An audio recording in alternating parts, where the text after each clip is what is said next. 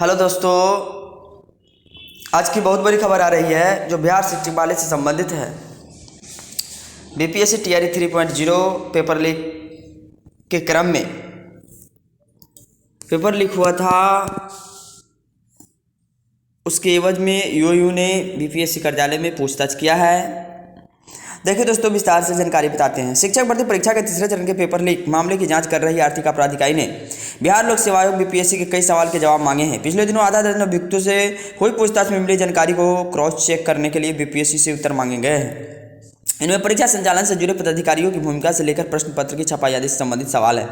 U U ने होली से पहले पेपर लीक मामले में गिरफ्तार आरोपित विशाल चौरसिया, अभिषेक, विक्की आदि से पूछताछ की थी। इसके बाद 2 अन्य अभियुक्तों से भी पूछताछ की गई। सूत्रों के अनुसार इन सभी से कोलकाता के प्रिंटिंग प्रेस के पेपर लीक होने और पेन ड्राइव में प्रश्न पत्र की सॉफ्ट कॉपी लेने आदि की जानकारी मिली थी। कुछ आरोपित ने पूछताछ में बीपीएससी कार्यालय के कुछ पदाधिकारियों की भूमिका भी संदिग्ध बताई थी। ऐसे में यूयू ने अब बीपीएससी के इन बिंदुओं की जानकारी मांगी है। शिक्षक भर्ती परीक्षा के प्रश्न पत्र छपाई करने वाली कोलकाता के प्रिंटिंग प्रेस के चयन को लेकर भी सवाल पूछे गए हैं। पूछताछ में पता चला था कि जिस प्रिंटिंग प्रेस में प्रश्न पत्र की छपाई कराई गई थी वह पहले से विवादित रही है। पहले भी इस प्रिंटिंग प्रेस से प्रतियोगी परीक्षाओं के प्रश्न पत्र लीक किए जाने के मामले सामने आए हैं। सूत्र के अनुसार यूयू ने पूछा है कि परीक्षा के संचालन में कौन कौन से अधिकारी और बाहरी एजेंसियां शामिल थी, प्रश्न पत्र कहाँ छप रहे हैं, इसकी जानकारी किन किन लोगों के पास थी। इन सारे सवालों के जवाब बीपीएससी से मांगे हैं। इसके अलावा यूयू की टीम स्थानीय पुलिस की मदद से संदिग्ध स्थानों पर सहयोगियों की भी तलाश कर रही है।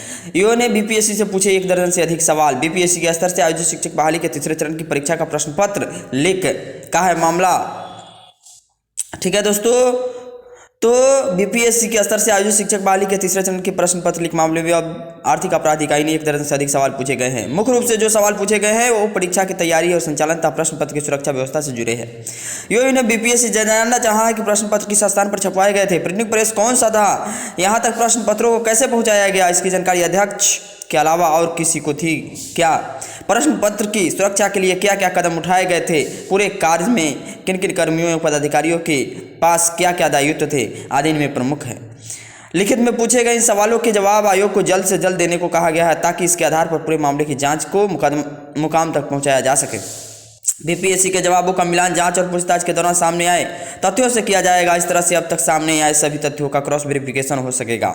इन जवाबों की मदद से कई सवालों के हल ढूंढने में मदद मिलेगी। प्रश्न पत्र कहां से और किसने कैसे लीक किया था, इसका सही विवरण सामने आ सकेगा। गिरफ्तार अभियुक्तों ने जो जानकारी दी है वह कहां तक सही थी यह भी पता चलेगा। इस मामले की जांच के लिए गठित यूयू की एसआईटी को अब तक की जांच और गिरफ्तारी आरोपित की पूछताछ में कई अहम बातों की जानकारी हुई है। कई महत्वपूर्ण दस्तावेज और इलेक्ट्रॉनिक सामान भी बरामद हुए हैं। पटना के 90 फीट के पास बना रखा था कार्यालय।